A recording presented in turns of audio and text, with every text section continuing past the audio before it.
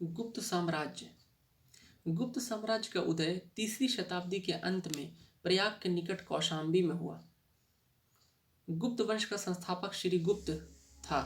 श्री गुप्त का उत्तराधिकारी घटोत्कच हुआ। गुप्त वंश का प्रथम महान सम्राट चंद्रगुप्त प्रथम था। यह 320 ईस्वी में गद्दी पर बैठा। इसने लिच्छवी राजकुमारी कुमार देवी से विवाह किया। इसने महाराजाधिराज की उपाधि धारण की। गुप्त संवत 1920 ईस्वी की शुरुआत चंद्रगुप्त प्रथम ने की। चंद्रगुप्त प्रथम का उत्तराधिकारी समुद्रगुप्त हुआ, जो 335 ईस्वी में राजगद्दी पर बैठा।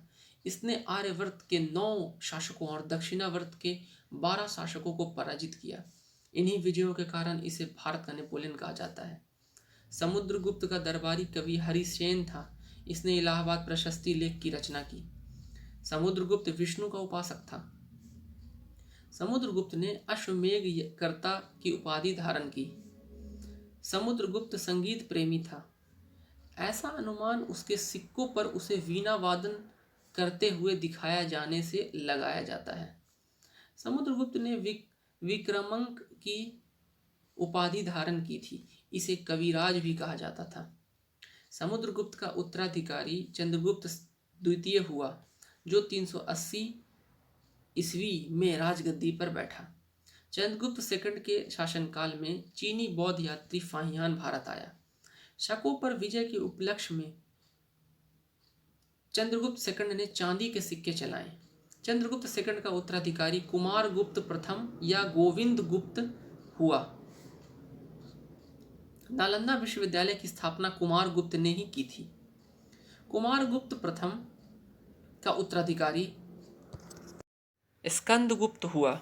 स्कंदगुप्त ने गिरनार पर्वत पर स्थित सुदर्शन झील का पुनरुद्धार किया। स्कंदगुप्त ने पर्णदत्त को सौराष्ट्र का गवर्नर नियुक्त किया। स्कंदगुप्त ने के शासनकाल में ही हुणों का आक्रमण शुरू हो गया। अंतिम गुप्त शासक विष्णुगुप्त था। गुप्त साम्राज्य की सबसे बड़ी प्रादेशिक इकाई देश थी, जिसके शासक को गोपना कहा जाता था। एक दूसरी प्रादेशिक इकाई भुक्ति थी, जिसके शासक उपरी कहलाते थे। भुक्ति के नीचे विषय नामक प्रशासनिक इकाई होती थी, जिसके प्रमुख विषयपति कहलाते थे। पुलिस विभाग का मुख्य अधिकारी दंडपाशिक कहलाता था। पुलिस विभाग के साधारण कर्मचारियों को चाट एवं भाट कहा जाता था। प्रशासन की सबसे छोटी इकाई ग्राम थी। ग्राम का प्रशासन ग्राम सभा द्वारा संचालित होता था। ग्राम सभा का मुखिया ग्रामिक कहलाता था एवं अन्य सदस्य महत्तर कहलाते थे। ग्राम समूहों की सबसे छोटी इकाई को पेट कहा जाता था। गुप्त शासक कुमार गुप्त के दामोदरपुर ताम्रपत्र में भूमि बिक्री संबंधी अधिकारियों के क्रियाकलाप का उल्लेख है। भू राजस्व कुल उत्पादन का 1/4 भाग से 1/6 भाग हुआ करता था। आर्थिक उपयोगिता के आधार पर निम्न प्रकार की भूमि थी। पहला, क्षेत्र, कृषि करने योग्य भूमि। दूसरा, वास्तु, वास करने योग्य भूमि। तीसरा, चारागाह भूमि, पशुओं के चारा योग्य भूमि। चौथा, सील, ऐसी भूमि जो जोतने योग्य नहीं होती थी। पांचवी, अपरहत, ऐसी भूमि जो जंगली होती थी। सिंचाई के लिए रहट या घंटी यंत्र का प्रयोग होता था। श्रेणी के प्रधान को ज्येष्ठक कहा जाता था।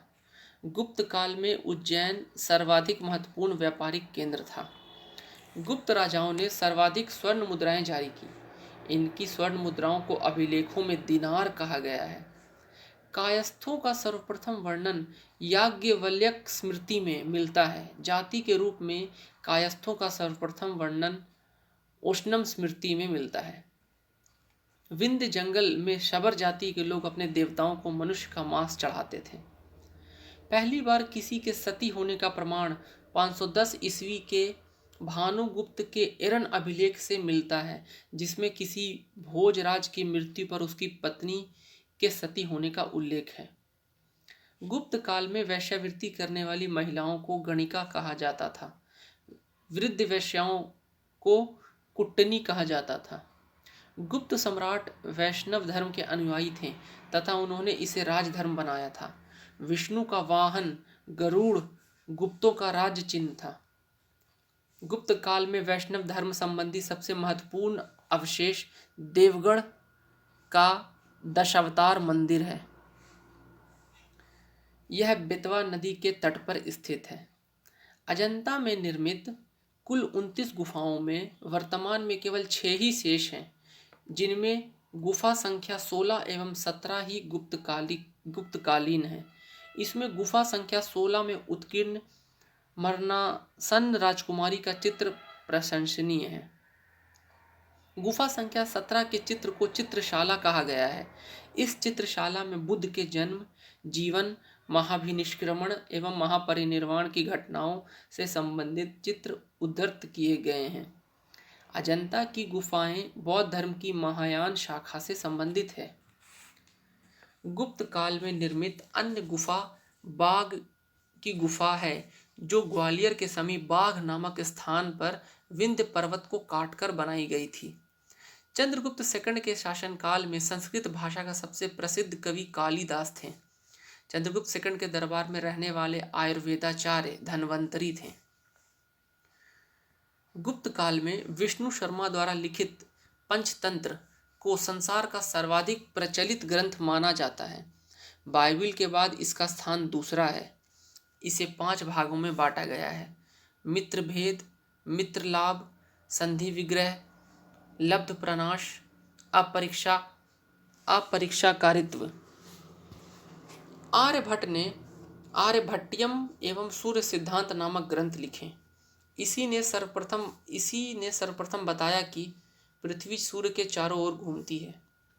चंद्रगुप्त सेकंड के दरबार में रहने वाले प्रमुख विद्वान वरामिहिर, धन्वंतरी, ब्रह्मगुप्त आदि थे।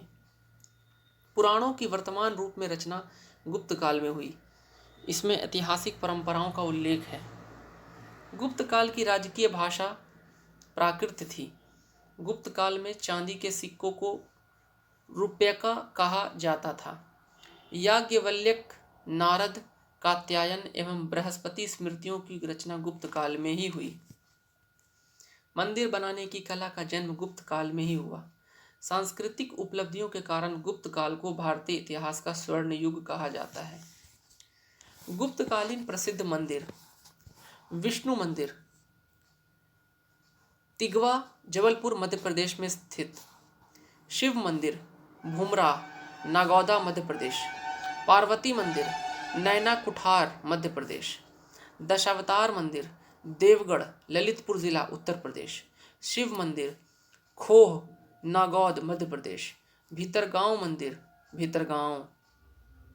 लक्ष्मण मंदिर, कानपुर, उत्तर प्रदेश। धन्यवाद।